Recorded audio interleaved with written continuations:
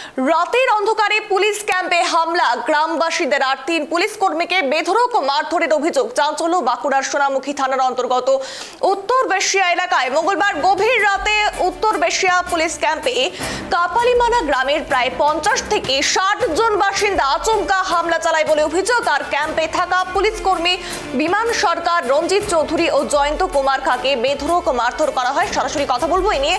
আমাদের সঙ্গে রয়েছে আমাদের প্রতিনিধি সঞ্জীব। বলছে এই মুহূর্তে দেখা যাচ্ছে পুলিশদেরও অর্থাৎ সাধারণ মানুষের তো কোনো নিরাপত্তা নেই, এবারে তো পুলিশ কর্মীরও নিরাপত্তা নেই। আর গ্রামবাসীদের কি রাগ, কি কারণে সেই ক্ষোভ উগড়ে দিল, একটু বিস্তারিত তুলে ধরো। দেখো অভিনন্দন, একেবারে এই যে ঘটনা, সেই ঘটনাকে কেন্দ্র করে কিন্তু এলাকায় ব্যাপক চাঞ্চল্যকর পরিস্থিতি তৈরি হয়েছিল গত মঙ্গলবার রাত্রি 8টা থেকে 8:30 নাগাদ। যেমনটা জানতে পারা যাচ্ছে, সোনামুখী থানার অন্তর্গত উত্তর বেশিয়াতে যে পুলিশ ফাঁড়ি রয়েছে সেখানে সোনামুখী থানার অন্তর্গত কাপালিমানা গ্রামের 50 থেকে 60 জন গ্রামবাসী তারা হঠাৎই ওই পুলিশ ফাঁড়িতে গিয়ে হাজির হয় এবং সেখানে গিয়েই পুলিশ কর্মী যারা ছিলেন তাদেরকে কিন্তু বেধড়ক মারধর করে বলে অভিযোগ উঠে আসছে।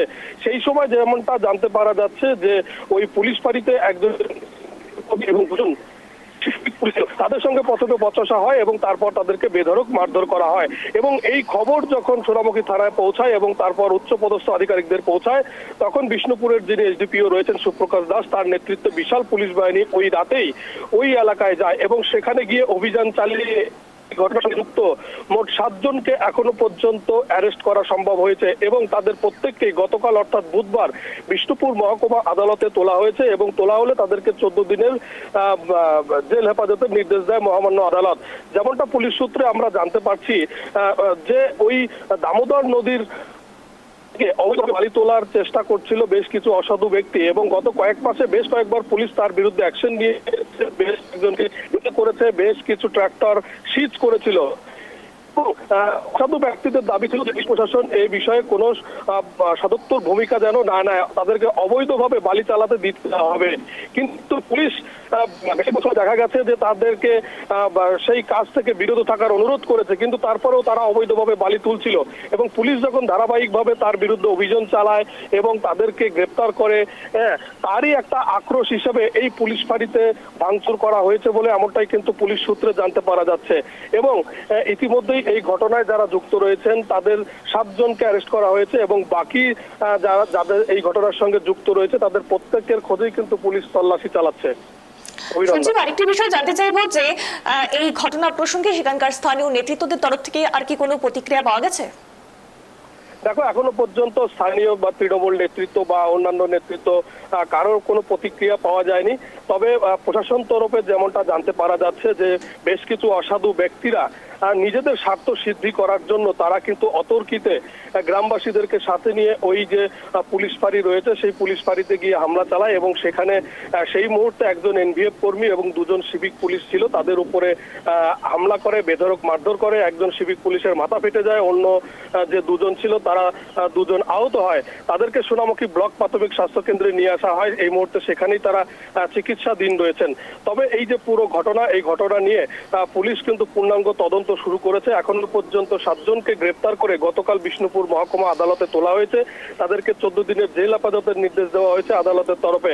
তবে এই ঘটনার সঙ্গে এখনো কারা যুক্ত রয়েছেন, কারা যুক্ত রয়েছেন তাদের প্রত্যেকের খোঁজেই কিন্তু পুলিশ তল্লাশি চালাচ্ছে। তবে যেমনটা আমরা জানতে পারছি যে রাধামোহনপুর পঞ্চায়েতের যে উপপ্রধান রয়েছে তার নেতৃত্বে এই পুলিশ ফাঁড়িতে হামলা হয়েছে, এমনটাই কিন্তু আমরা সূত্র মারফত জানতে পারছি।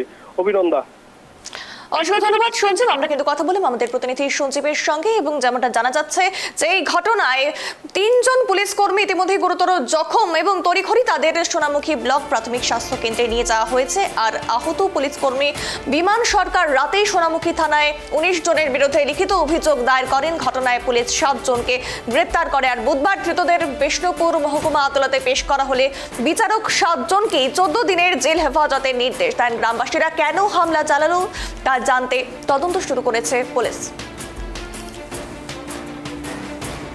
কিছু লোকজন প্রায় আপনার 50-60 জন, তার মধ্যে উনি 19 জনের নাম দিয়ে একটা অভিযোগ করেন যে ওই 8টার সময় তার ওই ক্যাম্পাসে মানে বেশিয়া ক্যাম্পাসের ভিতরে সবাই ঢুকে তাকে এবং আরও যে তার সঙ্গে দুজন ছিল, যে রঞ্জিত চৌধুরী এবং জয়ন্ত কুমার খাঁ, এদেরকেও আপনার মারধর প্রচণ্ড করে এবং ওদের হসপিটালে ট্রিটমেন্ট হয়।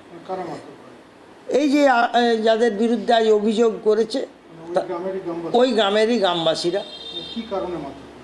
সেটা এখনো স্পষ্ট নয়, তবে এটা দেখলাম যে ওনারা যে 7 জন আসামিকে পুলিশ অ্যারেস্ট করে আজ ফরওয়ার্ড করেছে, 14 দিনের জেল হেফাজত হয়েছে।